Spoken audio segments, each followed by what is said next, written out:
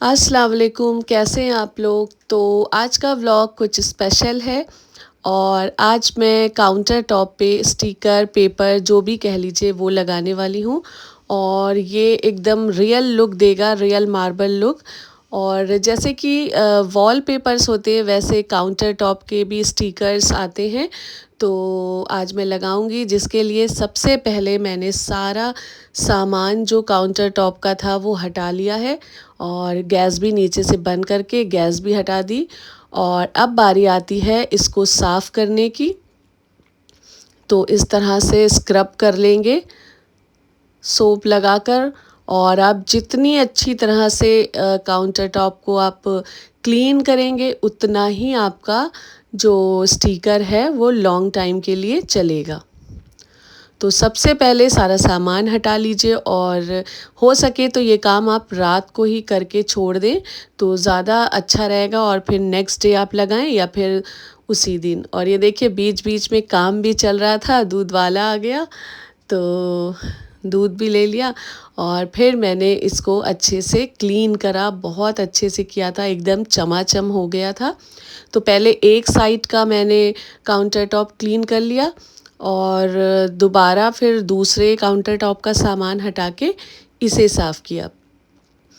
और जब तक मैं इधर का सामान हटा के इसे क्लीन करूँगी तो दूसरे साइड का सूख जाएगा।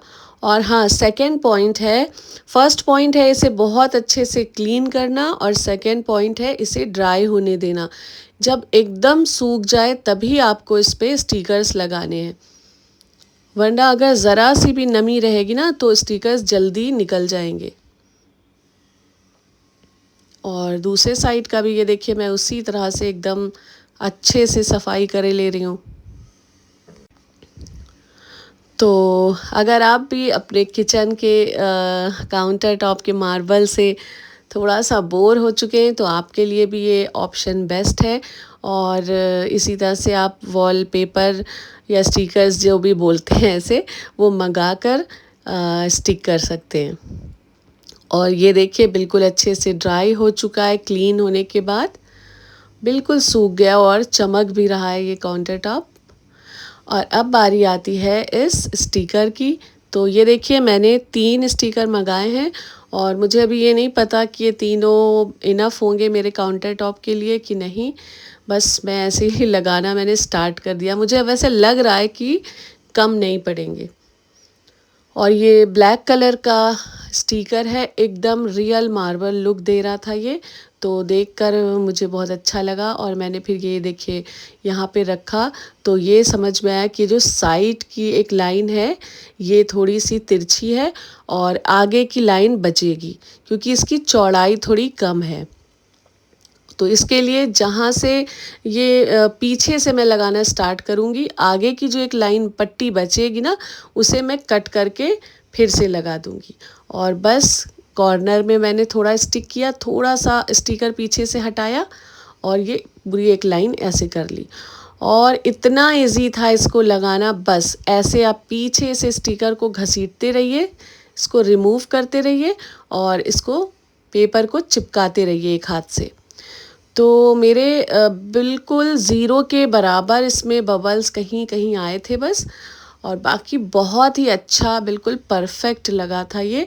तो बस यही ट्रिक है मेरे हिसाब से। तो ये पीछे से इसको इसके जो स्टिकर है उसको घसीटते रहिए एक हाथ से और एक हाथ से इस तरह से प्रेस करते रहिए। तो मैं जैसे दूसरे वीडियोस में देखती हूँ बहुत सारी सिनमटें और बबल्स बन जाते हैं, लेकिन माशाल्लाह मेरे में बिल्कुल भी नहीं बने थे। एक जगह हल्के से बने तो मैंने उसको हल्के से हटाया इस तरह से, ये देखिए।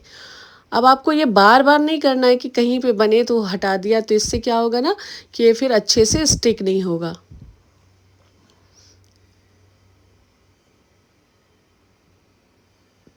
तो मैंने तो हाथ से ही इसको इस तरह से प्रेस किया था और काफ़ी अच्छे से ये स्टिक हो गया और बिल्कुल रियल लुक दे रहा था मुझे। इस तरह से आप इस स्क्रैपर जो आते हैं इस तरह से केक वाले, उनसे भी कर सकते हैं, लेकिन मत करिएगा। मैंने करके देखा तो इस पे हल्के हल्के निशान से बनने लगे थे तो मैंने फ़ौरन हटाया और वही अपनी ट्रिक यूज़ की। एक हाथ से मैं इसके स्टिकर को नीचे से घसीटती रही और दूसरे हाथ से प्रेस करती रही। और एक साथ बहुत सारा आपको नहीं हटाना है, पीछे से इसका वो थोड़ा थोड़ा हटाइए, तो आपका भी इंशाल्लाह बहुत ही परफेक्ट लगेगा ये पेपर। और मैं इसको सिंक एरिया तक ले गई थी।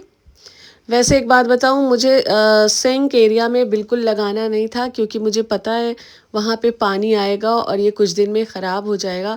लेकिन जब सब तरफ लग रहा था तो वो इतना एरिया छोड़ना बहुत ही ख़राब लग रहा था। तो मैंने सोचा क्यों ना अभी लगा लेते हैं, और जब ख़राब होगा तो देखा जाएगा। और इस तरह से ये देखिए, जो ये पट्टी बची थी ये मैंने तिरछी काट ली इस तरह से उसी के शेप में, और यहाँ पे स्टिक कर ली। तो बिल्कुल पता भी नहीं चल रहा था कि कोई किसी तरह का जॉइंट है यहाँ पे। और अब यहाँ के लिए जो ये जगह बची थी, यहाँ के लिए पट्टियाँ काट ली थी मैंने और यहाँ भी चिपका दी। और ये एकदम परफेक्ट लुक आया था। मैं अभी आपको क्लोज करके भी दिखाऊंगी कि किसी तरह की कोई बबल्स, कोई सिनमट कुछ भी नहीं आई थी इसमें।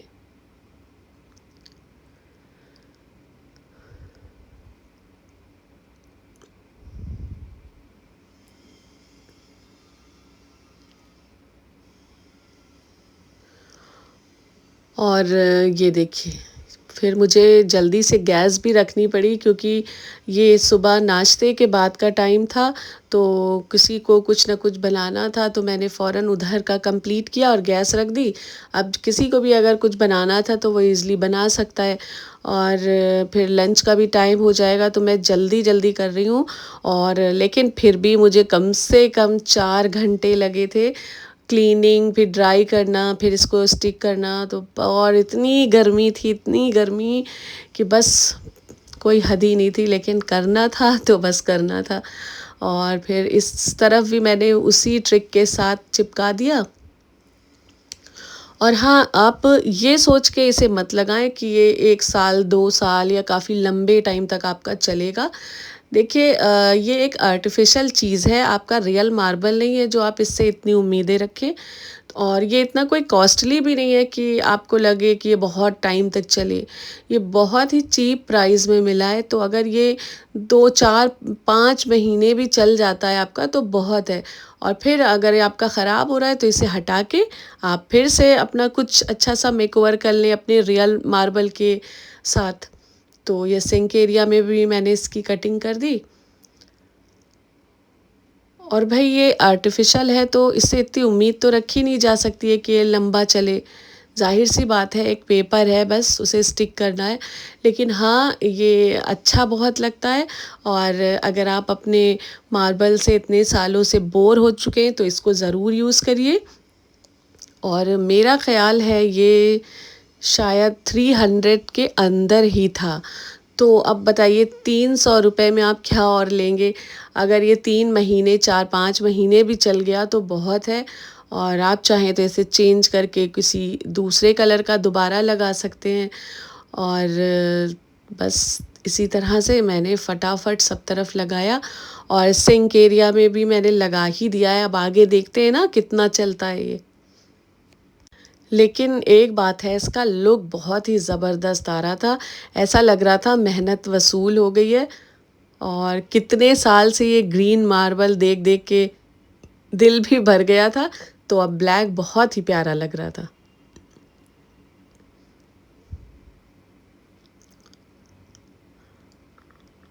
ये देखिए, बहुत ही कम बबल्स आए थे। और जो एक दो आए थे वो मैंने हाथों से रुपट्टे की हेल्प से उनको बिल्कुल रिमूव कर दिया। और अब बारी आती है 3D फॉर्म। ये ब्रिक पेपर था, वॉल पेपर, उसको मैंने मंगाया था साइड में लगाने के लिए। तो ये तो कोई बच्चा भी खैर लगा सकता है, इसमें कोई ट्रिक नहीं है। बस इसका पीछे का स्टिकर रिमूव किया और इसको लगा दीजिए। इसमें किसी तरह के कोई बबल्स, कोई सिनमटे आने का कोई चांस ही नहीं है। तो बस इसको तो सिंपल तरीके से लगा दिया मैंने सब तरफ। और ये भी कोई बहुत कॉस्टली नहीं है, बहुत ही चीप है, 99 रुपीज़ पर पीस था। तो आप ईज़िली मंगा के अपने किचन को भी डेकोरेट कर सकते हैं और कोई डर भी नहीं कि अगर ख़राब हो गया तो आपका बहुत पैसा वेस्ट हो रहा है। कोई पैसा वेस्ट नहीं होगा, बस 100 रुपीज़ पर पीस ये मिला है। और इस तरह से ये देखिए मैंने सब तरफ लगा दिया और इससे और अच्छा लुक आने लगा। और ये एक छोटा सा टाइल्स का मेरा पीस था तो इसके ऊपर बचा था, तो मैंने सोचा चलो इसके ऊपर भी लगा देते हैं।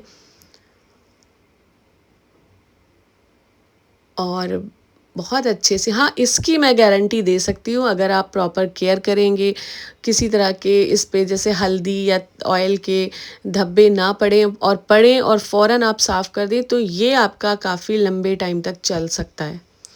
क्योंकि इसकी क्वालिटी देखने में ही पता चल रहा था काफ़ी अच्छी है। एक बार ये स्टिक हो गया तो बहुत लंबे टाइम तक चलेगा।